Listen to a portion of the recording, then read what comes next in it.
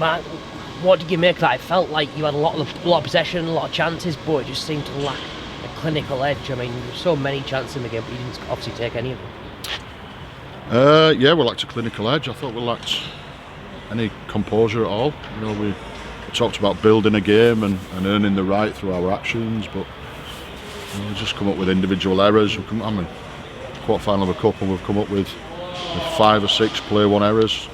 Individuals trying to do things to make the scoreboard tick over rather than, you know, sticking to the process and being connected as a group. You know, I thought the way to typify that performance was disconnected and individual.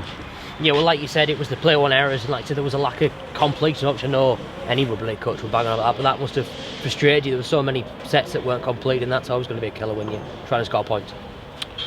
Yeah, you can't score points without the ball, can you? So, you know, we're 66% in the first half, and it's just nowhere near. And against a good team like Halifax, when you give them the ball, they punish you.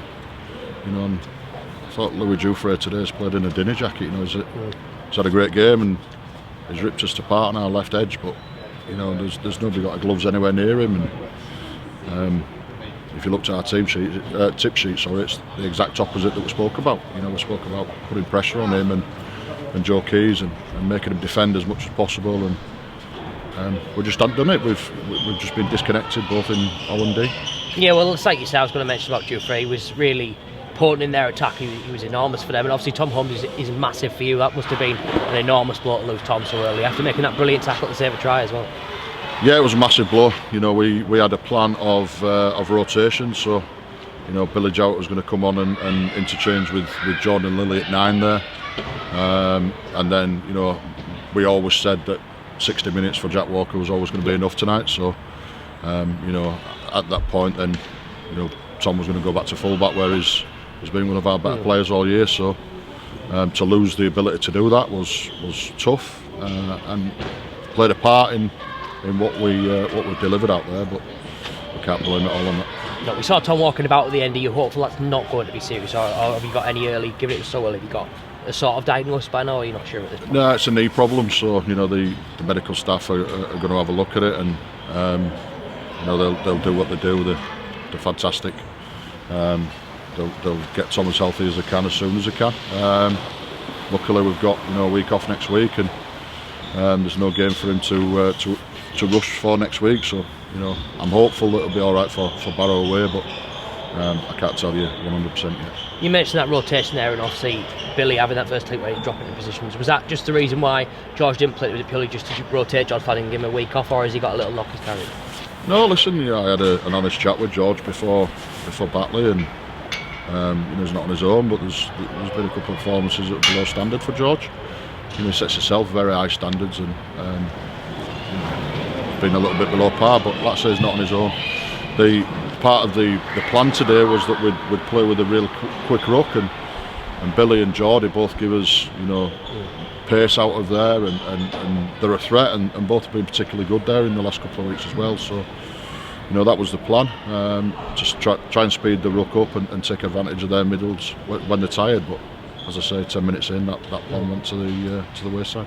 Like you said, you got real options with Billy, George and Jordan, different types of hookers as well. Was that why George ended up getting sent back to Huddersfield? Was it just the fact that you couldn't guarantee him the game time, given you've got so many options at the 9 position? Yeah, listen, you know, we've just had a real good chat in there about if we want to get where we want to get. So it's going to take everybody to tip in. So, you know, George Flanagan was disappointed at missing today, and absolutely so.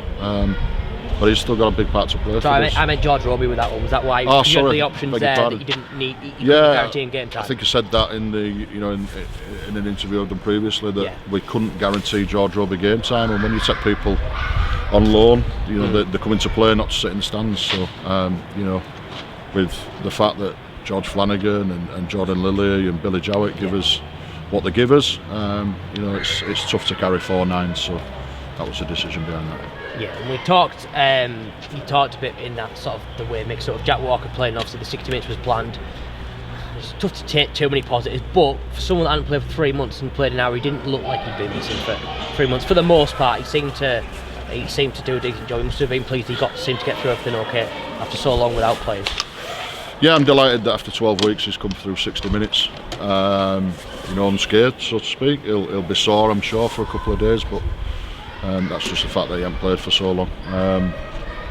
It was one of a couple of shining lights. I thought Jaden Myers was again very good.